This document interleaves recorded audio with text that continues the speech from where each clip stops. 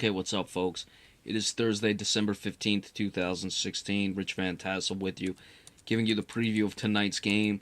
The Los Angeles Rams at 4-9, 3-4 on the road, travel to Seattle to play the Seahawks, who are 8-4-1, but 6-0 at home. Of course, Jeff Fisher was fired on Monday. John Fossil, the special teams coach, is taking over in this one. That's John Fossil, not Jim Fossil. So we'll see what the Rams bring to the table. We'll get into that in a minute. Injuries first. For the Rams, Corey Horkey, tight end, is an injury reserve out, as well as Robert Quinn, the defensive end. E.J. Gaines, cornerback, is doubtful, and Matt Longgrace, a defensive end, is questionable. For the Seahawks, Tremaine Pope, Will Tukwafo, a running back and a fullback respectively, are injury reserves out. Demontre Moore, defensive end, is out. Brock Coyle and Dewey McDonald, linebackers, are questionable. The Rams have consistently played Seattle tough under the Jeff Fisher era, which of course ended. That's certainly something to keep in mind. This is very interesting when you have a new coach coming in this late in the season. You know, the Rams very well could be packing it in. It wouldn't surprise me in the least.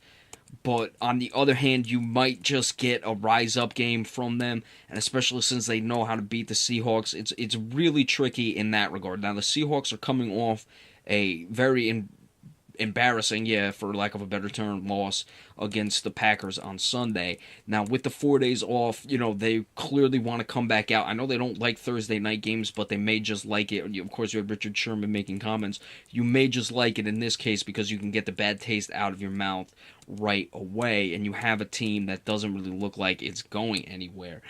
So that's something to keep an eye on in this one. For the Rams, their problems, of course, have been really on the offensive side of the ball. Inconsistent quarterback play going from Keenum to now Jared Goff. Jared Goff has shown some things, but, in the end, he's not playing in any way that would jump off the page at you. But certainly he's been better than Case Keenum, at least I think. Todd Gurley is having a disappointing season. He's got over 200 carries and less than 800 yards. That's under 4 yards per carry. He doesn't even have 750 yards yet.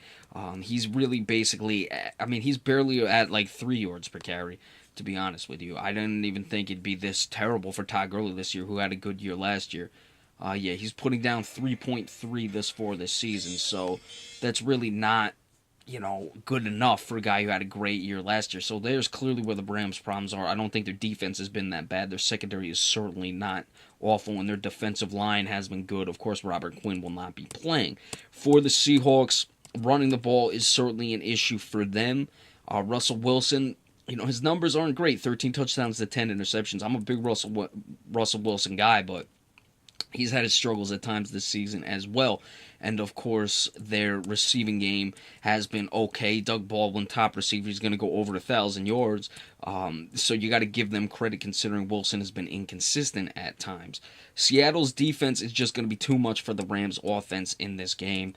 I'm just trying to think right now if the Rams are even going to come out and play in this one, considering how bad it's been with the move back to Los Angeles. Jeff Fisher is finally out of there. You got a special teams guy coaching.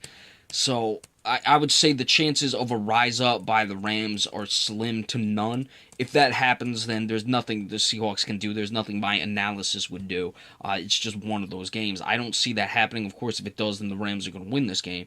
But that's certainly something to keep an eye on. I just don't expect it to happen. I just don't know what the Rams are going to have in this one, if they'll even make it close or not. And with the way Seattle came off that loss against the Packers, I think the Seahawks are going to cruise in this one. I wouldn't go so far as 38-10, the way the Seahawks got beat against the Packers, but I would like a score around 31-13 for this one in favor of the Seattle Seahawks getting the win. Alright, so be sure to stay tuned this Saturday. We will give you the remaining picks for now Week 15 of the NFL season, and we'll see you then. Remember, we appreciate all subscriptions as well. Have a good night. See you on Saturday. Thank you.